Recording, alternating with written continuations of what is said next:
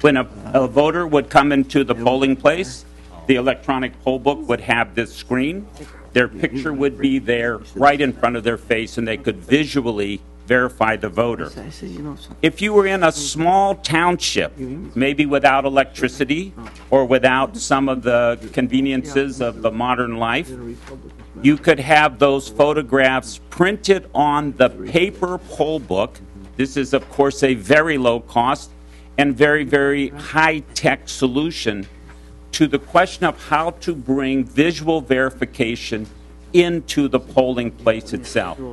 I have no idea why our Secretary of State is bringing to us a proposal to put photos on poll books unless we have a photo ID requirement.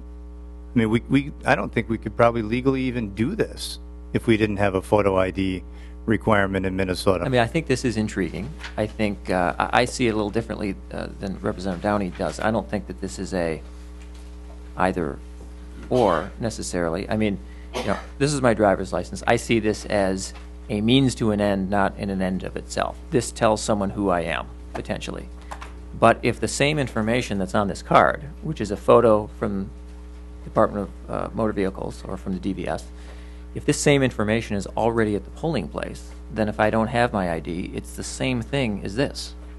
So potentially what it means is that if Representative Erdahl gets mugged on the way to the polling place, he can go into the polling place and his photo will already be there. Not only a photo, the same photo as this will be at the polling place.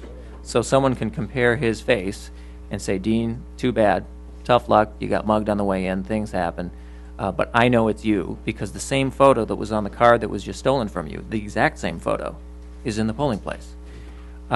I guess, so I just don't see the disconnect. I see it's maybe not a proposal you're making, but the proposal is to have the same exact photo on this card already waiting for you in the polling place. So I don't see why you'd necessarily need both. You could have a citizen walk in who is a driver, and their photo would already be there. So it puts the burden not on the citizen, it puts the burden on the government to tell them that they can't vote. But it's the same means of verification. It's the same precise photo. So that's how I see it, anyway, potentially working out. But I guess my one question is, how would this work then in terms of a challenge? Because now we're opening up a new avenue of challenge. Let's say someone's physical appearance has changed since the photo, the driver's license photo, whether it's presence or absence of facial hair, different hairstyle, or maybe something worse, a disfigurement of some kind because of an accident.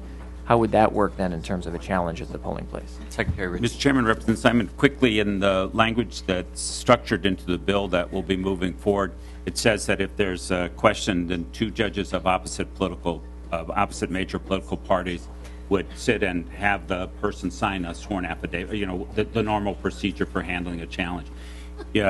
Especially in the modern day and age, this might come up, and you just want to have the normal procedure of having people of opposite political parties, you know, taking care of any place where there's a challenge. Representative. So, Mr. Chair, basically this is just the same old, just in a different dimension. It's no different than if someone walked in and said, John Doe isn't really John Doe for other reasons other than the photograph. Or John Doe is an immigrant without citizenship, or John Doe is a felon.